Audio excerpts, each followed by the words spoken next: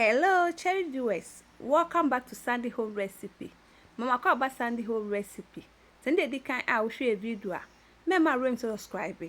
Now I share. Now I like it. No me a notification bell no. See the video be a better was Rebecca. To my returning subscribers, thank you so much for your support. May the good Lord bless you all. And we soon say about preserving tomatoes for more than a year. Is why the answer. First, about coming. Gadi mu akwati mi to no de abre no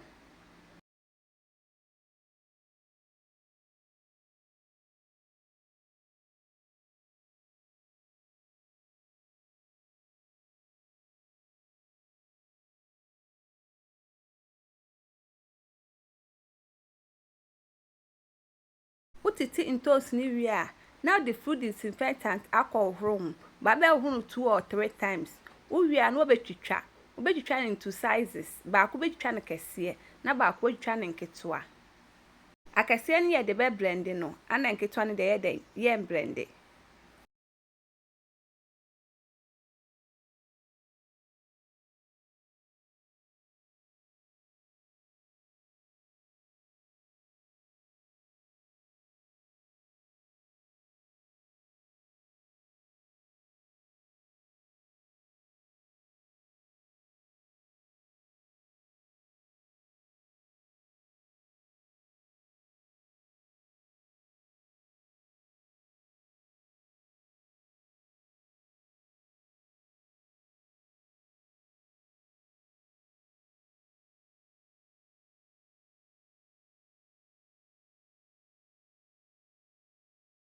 Se we ne se bia wo se tem bia wo tomatoes se tomatoes ni okra wo de obe tomatoes.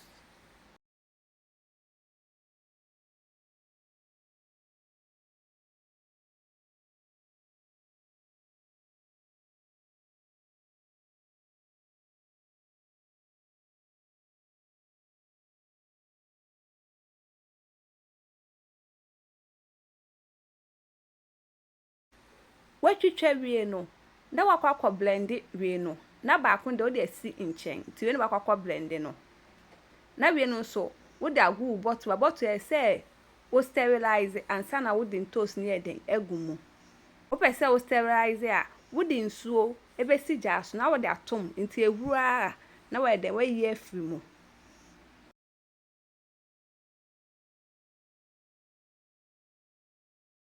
be hye tomatoes ni nyina eden e wo bia mu.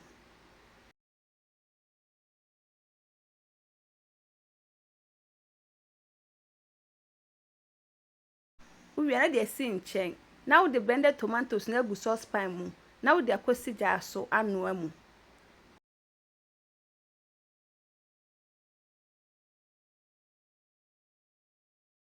ehu pe no start to say ehu na eden ewo anim no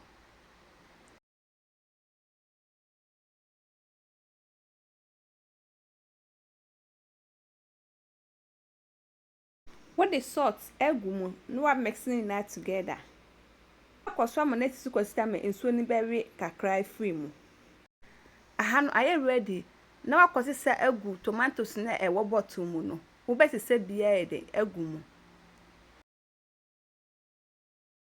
yep macho se ndi kan a wo hwe video a mema room to subscribe na wa share na wa like na wa me notification bell no se the video bia beto wa won beka.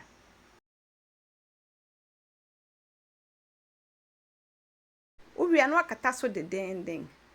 Please, if you are new to our channel, don't forget to subscribe, share, like, and also click the bell icon to get new video we will post.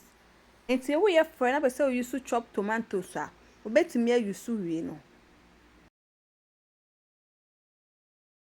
Katasu we are nowadays not pin and now a debia den as our saucepan mu. Now what in toast near den, esisimu. We are not this cry den egumu. Ama na bu 10 to 15 minutes ansa na wayi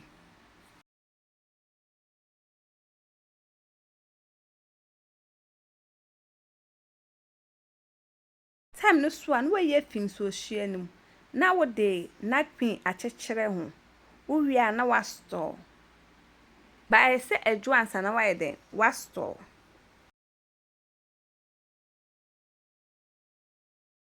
Now this is how I store my tomatoes for more than a year. Please like this video and subscribe to our channel. Thank you so much for watching.